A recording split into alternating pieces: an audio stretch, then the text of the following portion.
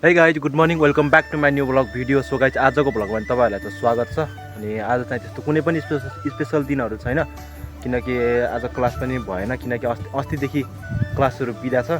त्यही भएर क्लास पनि भएन। अनि आज चाहिँ म बिहान उठ्ने बित्तिकै हस्पिटलमा गएको थिए कि अनि किनकि अब ठुलो मिलाई चाहिँ लगेर जानुपर्छ नि त हस्पिटलमा। अब बिहान उठ्ने बित्तिकै अनि हस्पिटलमा गएको थिए अनि अहिले चाहिँ म घर आइपुगेको छु। अनि के हुन्छ भन्दाखेरि आजको भ्लगमा चाहिँ कुनै पनि स्पेशल छैन किनकि अब अनि आज चाहिँ मैले हल्का सरसफाइ मात्रै गर्नुपर्ने छ। अनि किनकि भोलि चाहिँ म गाउँ जाँदैछु मेरो जन्मस्थान, त्यसैले अलिअलि कपडाहरू धुनुपर्ने छ, 1-2 जोर जति, अनि जुत्ताहरू पनि धुनुपर्ने छ। अनि आज चाहिँ त्यही भएर सरसफाइको भ्लगमा चाहिँ हुनेवाला छ आजको। के छ भन्दाखेरि मेरो यो मोबाइलको साउन्डको क्वालिटी चाहिँ अलिकति कम छ कि, त्यसैले त जतिजनाले पनि मेरो भ्लगहरू हेर्दै हुनुहुन्छ प्लिज तपाईहरुले चाहिँ आफ्नो मोबाइलको साउन्डलाई चाहिँ अलिकति बढाएर हेर्नु होला।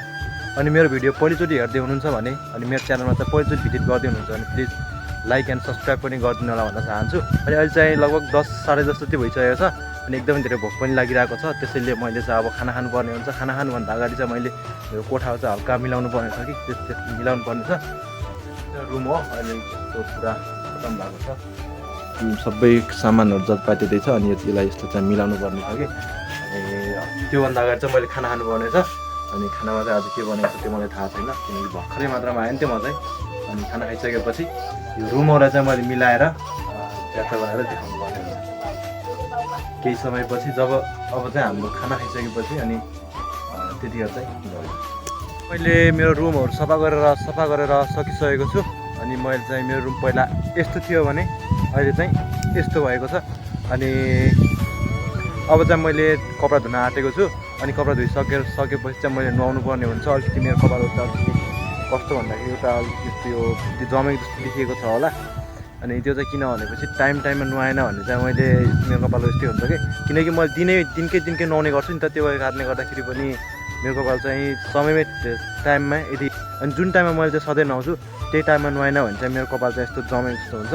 अनि मैले चाहिँ कपडा भिजाइसकेको छु।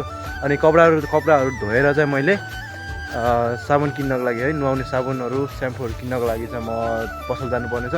अनि त्यसपछि मिलौला। अनि अहिले चाहिँ म हिँडेको साबुन र स्याम्पू किन्नको लागि।